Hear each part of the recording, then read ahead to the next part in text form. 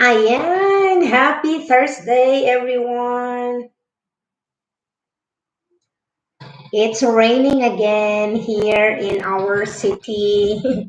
It's been like almost a month. So I decided today, since my online class is canceled, I decided to go on live. And we're going to discuss about the telling the time in Spanish. So we are going to learn today about Spanish time.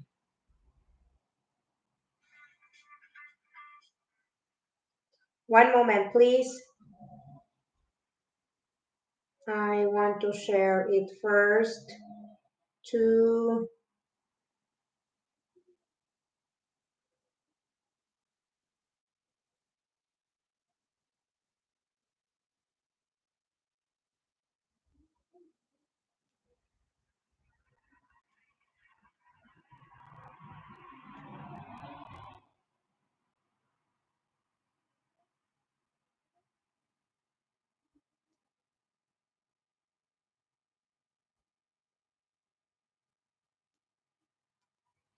Okay, hello. Thank you for joining my live streaming. Okay.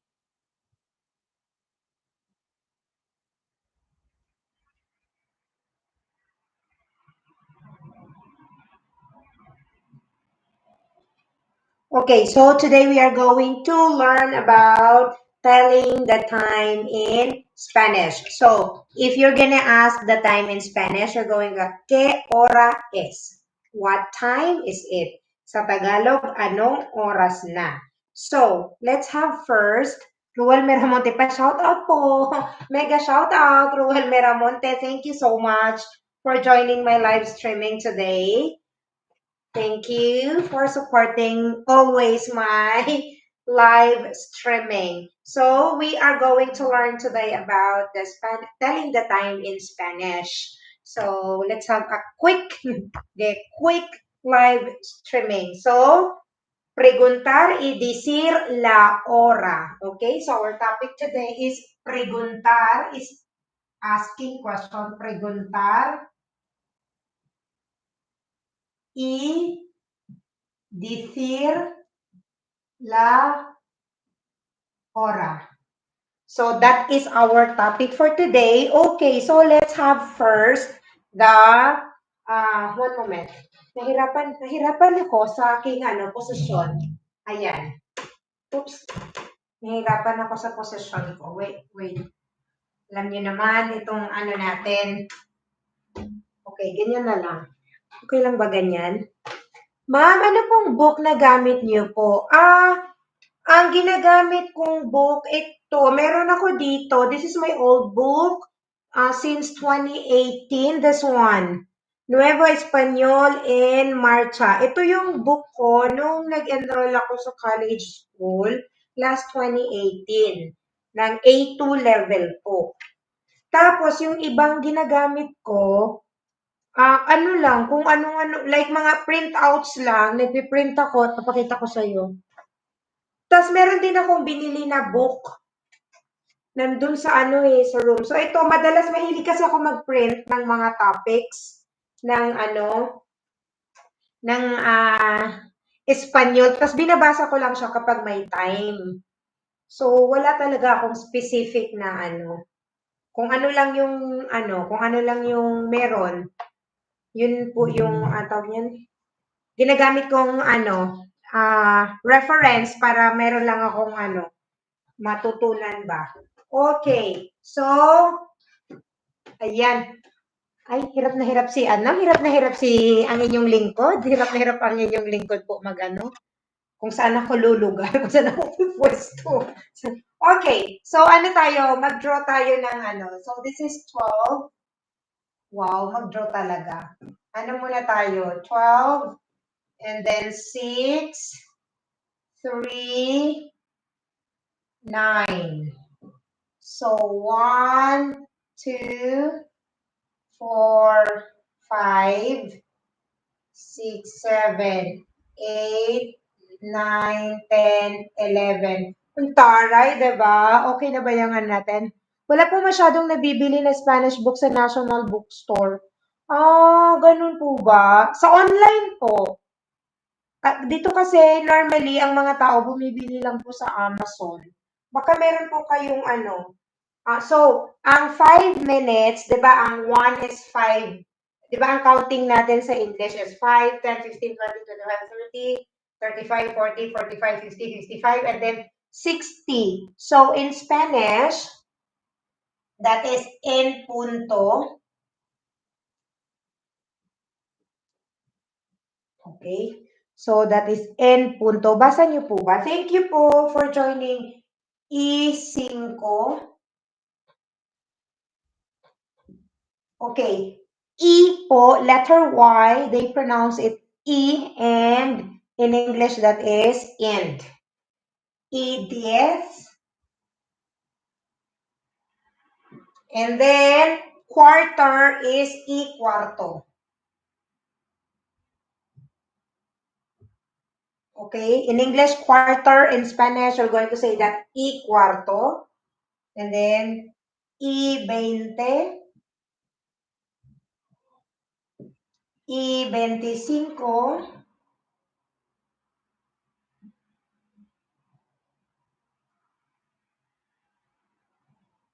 sayang, Roel, kung nasa Philippines lang ako, I mean, photocopy my books. I mean, all my Spanish book here. Meron din ako B2, photocopy lang yun, pero bigay lang yun sa akin ng co-teacher ko sa academy. Tapos binibigyan nila ako. Minsan nagda-download yung Spanish colleague ko sa academy. Very sweet naman. Ah, lagi niya akong binibigyan ng mga handouts na, oh, Catherine, I have a Spanish topics. If you want, I can print it to you. Tapos, yun, tinatanggap ko, e-media. Okay? The past is e-media. And then, menos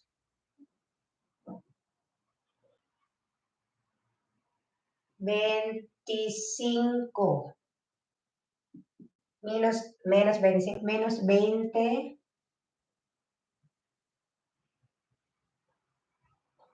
And then, syempre, menos cuarto.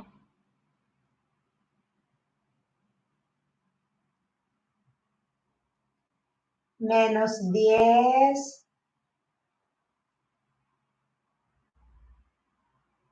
Menos 5.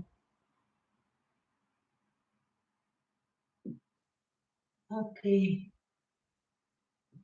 Okay, so these are our Spanish vocabularies about time. How to say the time, or how to tell the time in Spanish. So first, okay, the 5 minutes is E5 because normally in Tagalog, 'di ba? For example, alauna. Normally we use that alauna, but in what they call this one in Spanish, they have this verb es la una. And then in plural form in Tagalog, we say a las dos. But in Spanish, they are going to say that son las dos. Yun yung pinagkaiba. I mean, that is the difference between the Spanish and Filipino terms in terms of telling the time. Because in Spanish, we have this article a las dos, a las tres, but in Spanish, they have this verb es la una, solo por la una, la única hora, la única hora, kasi singular ang one, and then 2 to 12, that is plural, so that is why they use the verb son. In English, that is are, verb be. Okay, so I will download my gear. Okay. So normally in English, we use this quarter, right? Quarter. And then here is past, half past.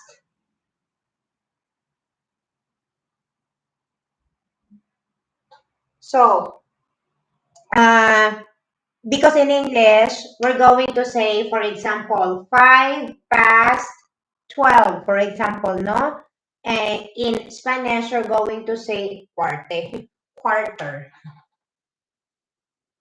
Okay. Abay, gawa natin ng ano nga, ng time, ang clock natin. So, for example, our short arm is here. Imagine that our short arm is here and the long arm is here. So, what time is it? What time is it? So, las 3:30.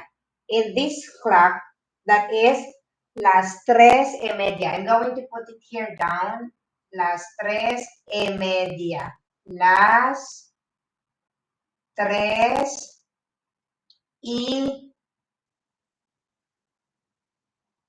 Media. Okay? Las 3:30. If you're going to tell that in English, 3:30. In English, here I'm going to 3:30.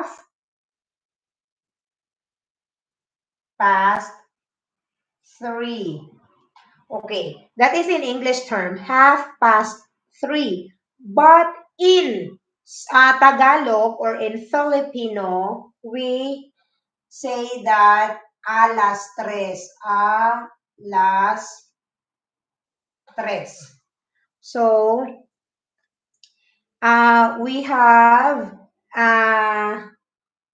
like the only difference between Spanish and Filipino is that we have this and in Spanish they have this son las 3:30. Okay, son las 3:30. And then, or it's 3:30 also in English. You can use that. It's 3:30. So again, people of the world, this is how you are going to tell the time in Spanish. So for example, if that is from 7 up to 11, you're going to use the term menos. Because normally in English, we're going to say here past from, that is from 1 to 6, you're going to use the word past. And then from 7 to 11, you're going to use to. But in Spanish, they have this, okay, y, and then that from 7 is menos. Philippi, hello host. Video lang punta muna sa shop. Oh, thank you so much. Filipina J in Italy. Thanks a lot for the BG. Thank you for dropping by. Okay, so normally in English we're going to say, for example, if the long arm is here, palitan natin. Yan, para mas parang elementary, 'di ba? Demo. Okay, so if the long arm is here, for example, so that is son las 4 menos 25. Son las 4 menos 25. So if you're going to tell that in English, 25 minutes before 4 or 25 minutes to 4. Sa Tagalog, sinasabi natin yan na alas 4:35 or 25, ay no, tama no, 25 minutos bago mag alas 4. Ganun. Sabi ka na, ganun. So, ayun po, sana naintindihan niyo po again. Dito sa side na to, if you are going to tell the time in Spanish, you are going to use E. For example, if the short arm, okay, change natin. If the short arm is here, for example, 1 o'clock. Okay? And then the long arm is here. So that is la 1:15.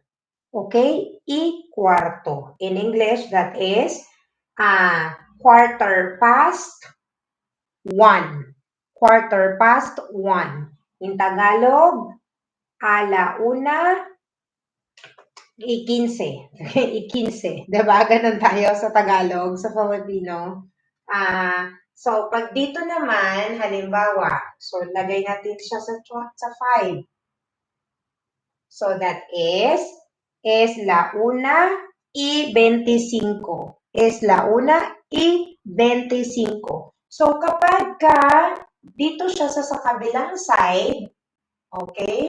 So,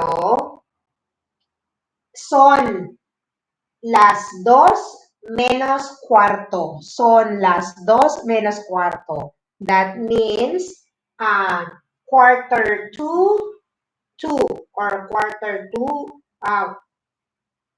or 2:45 or 2:45. So that is how you are going to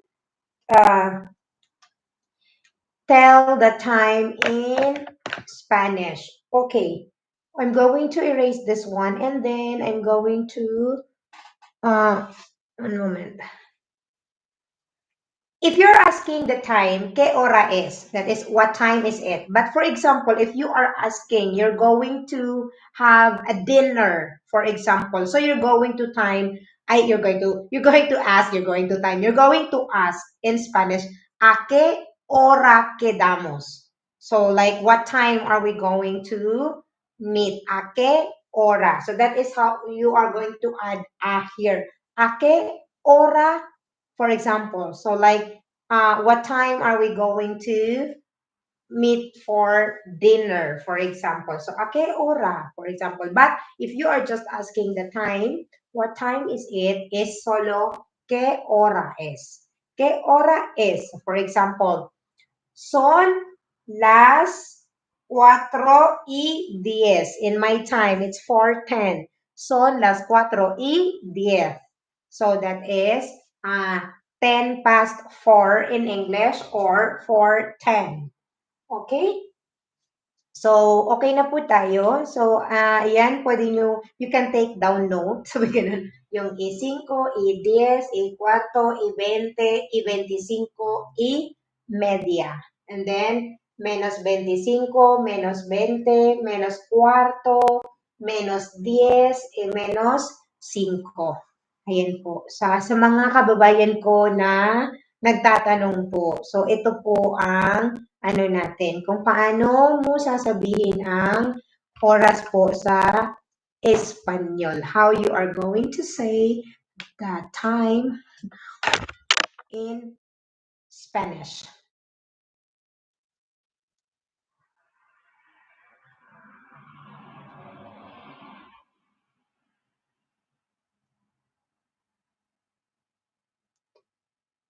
Thank you so much for joining my live streaming, people.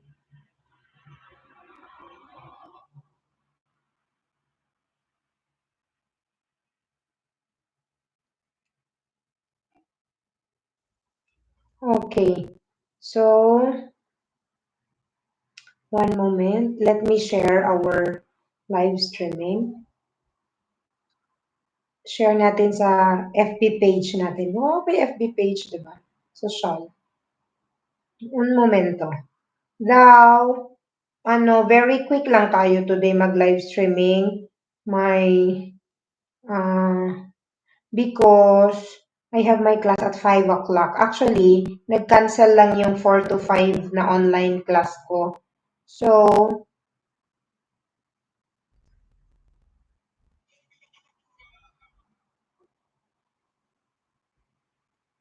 swerte lang tayo na, sabi ko, okay. So, since meron akong 1 hour bago pumasok sa academy,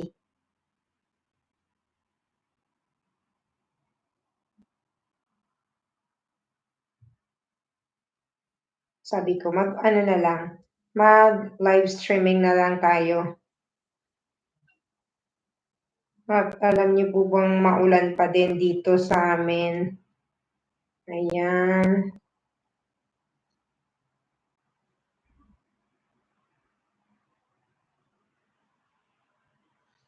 Thank you so much for the likes and for joining my live streaming, people of the world. I do appreciate your presence because I know that I really don't have a regular schedule, but still, you are always there to support me. I love you all, people of the world.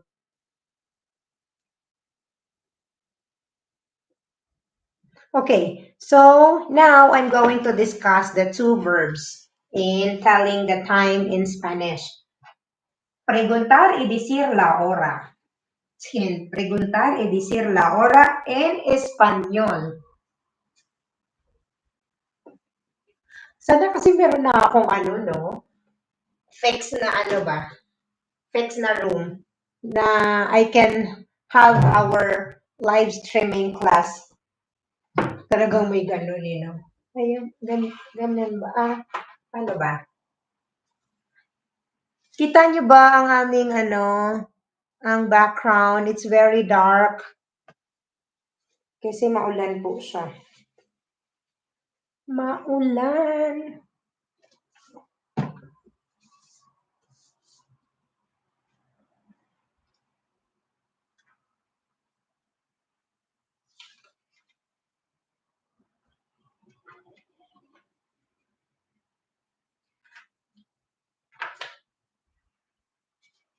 Okay,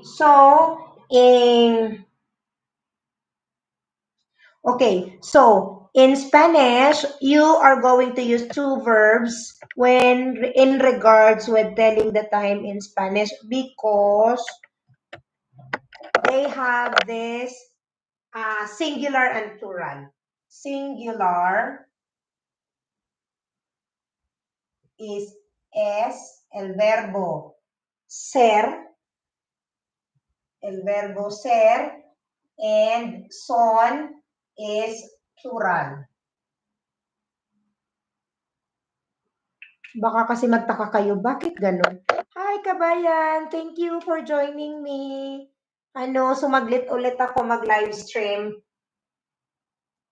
Okay, so, verbo ser in Spanish, that is be in English. So, we have is in R. Is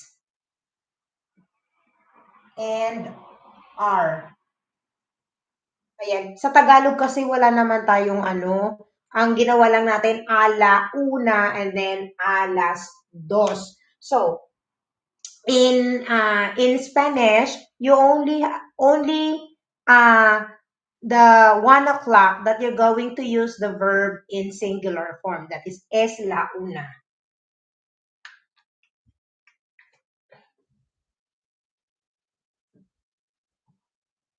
Es la una. And then the rest of the time is plural. For example, from 2 o'clock up to 12 o'clock, that is plural. Son las dos. Son, gawin lang tayong 3. Las tres. And so on up to 12 o'clock. Okay? So, because in English, we do not change the verb. You will just say, it's 1 o'clock, it's 2 o'clock, it's 3 o'clock, it's 4 o'clock, and it's 12 o'clock. But in Spanish, because of the singular and plural, that is why they use es la una, and then son las dos. And, okay, so, es is the verb, be, ser in Espanol, ser. Now, in English, that is, and then son is are. Now, what is las? La and las is article. Okay? Why la? Una, because hora is femenino. La hora. That is why hora.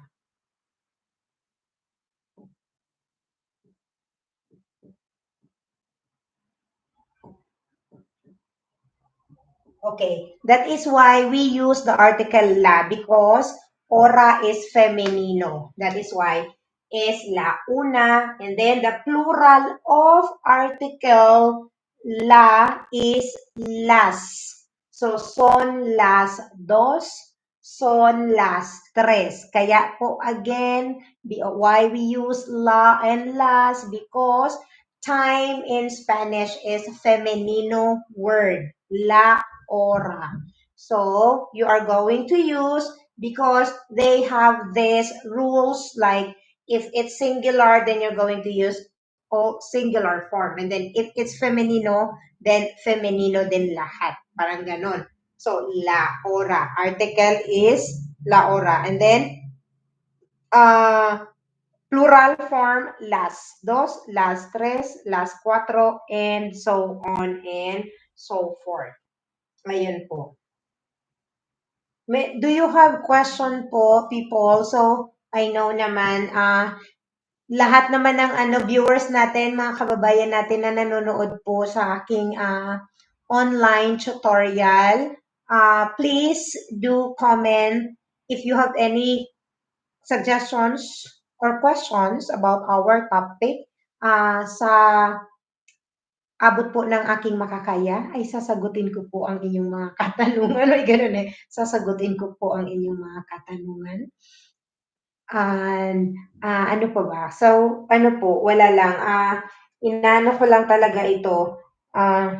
Tinatry ko na grabe no yung ang likod ko.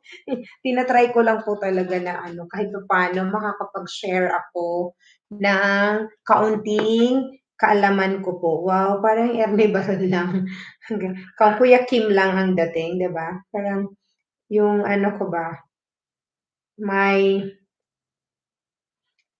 language skills in Spanish here in uh, Spain. So I am so thankful actually that we have a lot of kababayan who PM me and then telling me that, oh, Miss Kathy, I learned from your video. And then there are also people that they are asking me to do, like, for example, about visa, about my application and citizenship, and a lot more. So, nakakatuwa lang po na you are always there. And you know what? Kahit napakasimpleng lang po, napakasimple lang yung message nyo sa akin, napakalaki po na ibibigay na kasiyahan po nun para sa akin. Kaya I am so grateful po talaga na nandyan kayo. Kasi ano sa akin to, aside from natutuwa ako sa ginagawa ko, ano to, stress reliever ko siya. Kasi ganun, stress reliever ko siya dito sa Spain. Kaya, ganun. Grabe. Okay, so ano tayo? Ano pa bang about time? So, ano na lang tayo? Oh my God, 4:21 na, ang bilis. Quarter, to 5, aalis na ako kasi ang klase ko mag-start ng 5 o'clock. Anyway, so for example, ano na lang tayo? After that, vocabulary about the time. And then also, I explained already about the verb be, the plural and the singular form. Again, es la una because that is singular, and son las dos because that is plural, and la and las they are articles, femenino artikulo, femenino artikulo. Ayun po. Ano na lang, before I end up na lang this live streaming tutorial, I will just share na lang some culture here in Spain. So normally, Spanish people, they have their lunch at, I know, breakfast, this I do know, normally at 9:30 in the morning. 9:30 a.m.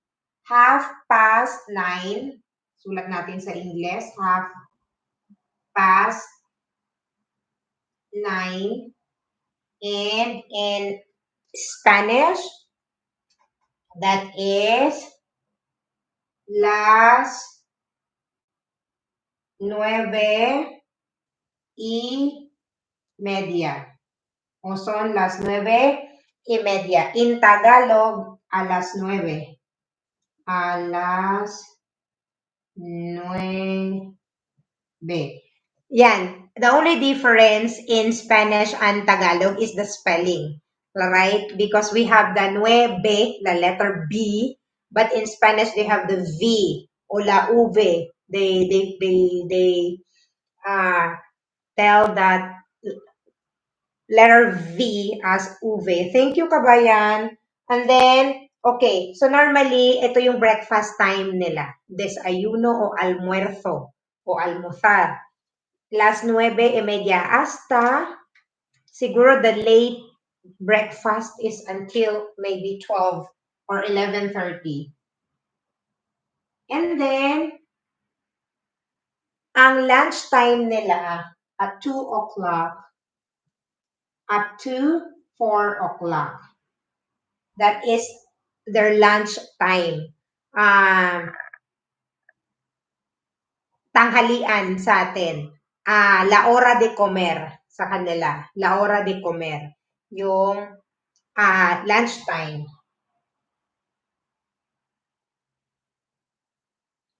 And then, ang dinner time nila is 9 to 11 p.m.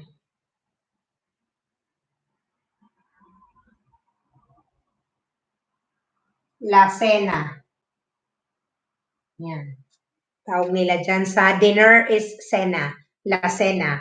9 up to 11. No, sometimes nga 12 eh. Very late, no? Ganun talaga yung mga native Spanish people, they eat very late. Very, very late. But normally, during summertime, since we have naman the sun up until sometimes 10 p.m., so normal lang din na late talaga. Late sila. Ano yung bago sa akin, sa system ko nung bagong dumating ako dito. Kasi, madalas ako nung nasa Philippines ako, gising na ako ng 4 a.m. in the morning. Sa kanila, ang 4 a.m. is gabi po yan. Hanggang 7 ng umaga, gabi pa yan sa kanila. So normally, like for example, here in our flat, 9 a.m. pwede ka nang mag-ingay.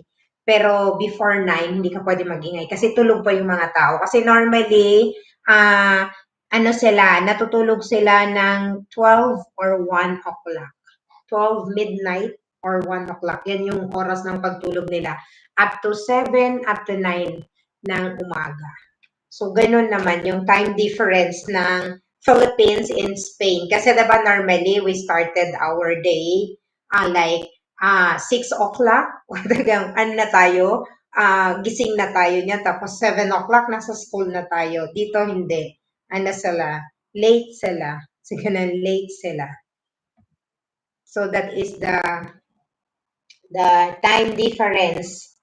And then, yan, yung Sena, dati, parang sabi ko, Diyos ko, gutom na ako. Kasi, di ba, nasanay ako na, 7 ng umaga, breakfast na tayo, or before 7 pa nga, kasi ang pasok ko nun sa school dati, 7 to 2.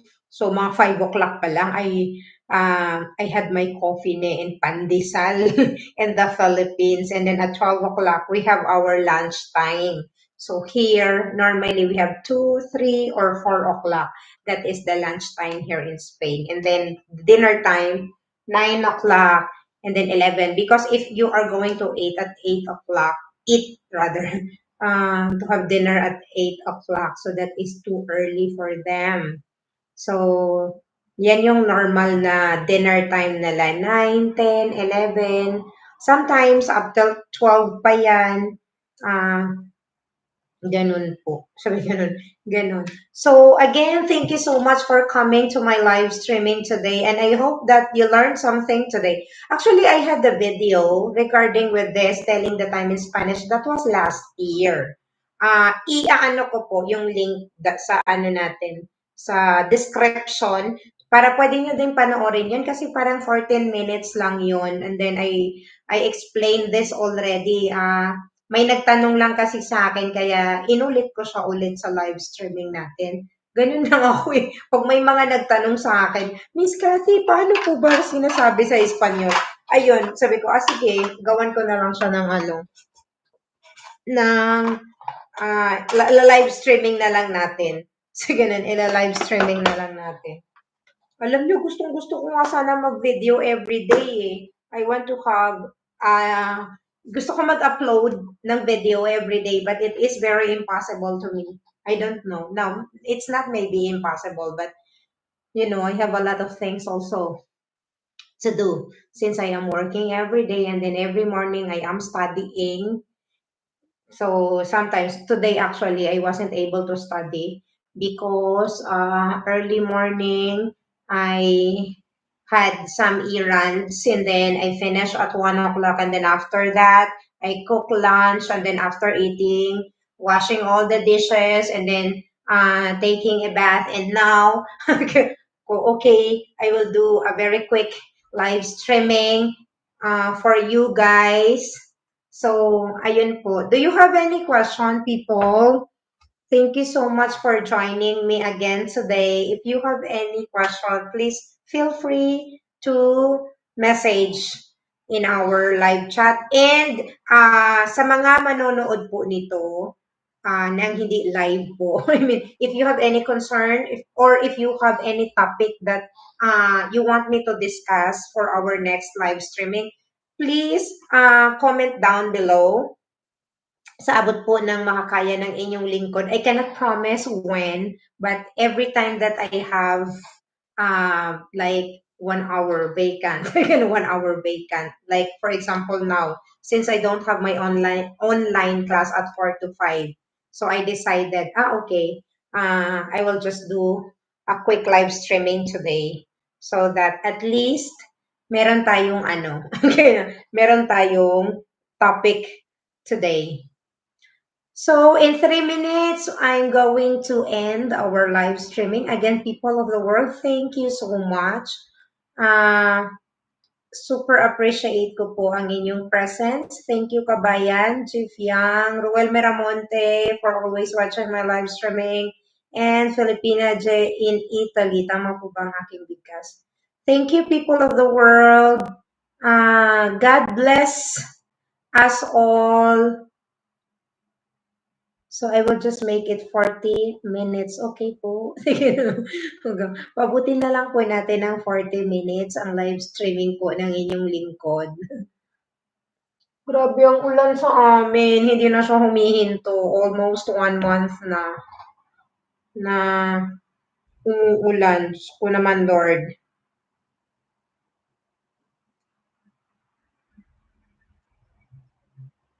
Hi! Thank you for joining my live streaming.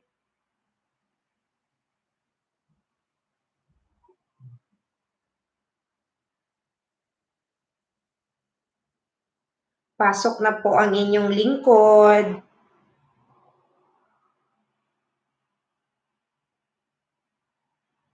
Oh my God, I forgot again to go to the bank. Ay, naku naman, Catherine. Okay, 2 minutes, people. Thank you again for joining me today, and I hope that you learned something about telling the time in Spanish. So, do you have any question, people, before we end? Again, before we end our live streaming for today? Tomorrow, well, my class tomorrow will start at 4 o'clock. So, maybe we can do a live streaming earlier, or maybe pwede akong gumawa na lang ng video, tapos upload ko na lang, no? Sabi ganun. Tamad na tamad kasi ako gumawa ng video. Gusto ko sana yung yung my life my everyday life. Wow, feeling artista. Siguro, feeling artista. Diba? Yeah, feeling artista. Mag-ano, a day in my life. May ganong, ano.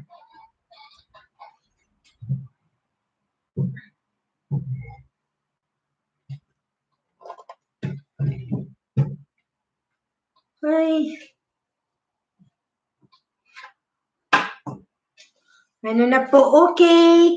Bye, everyone. See you again next time. I'm sorry to cut you. I want to stay longer, but it's 4:32 already. Son, las 4:30.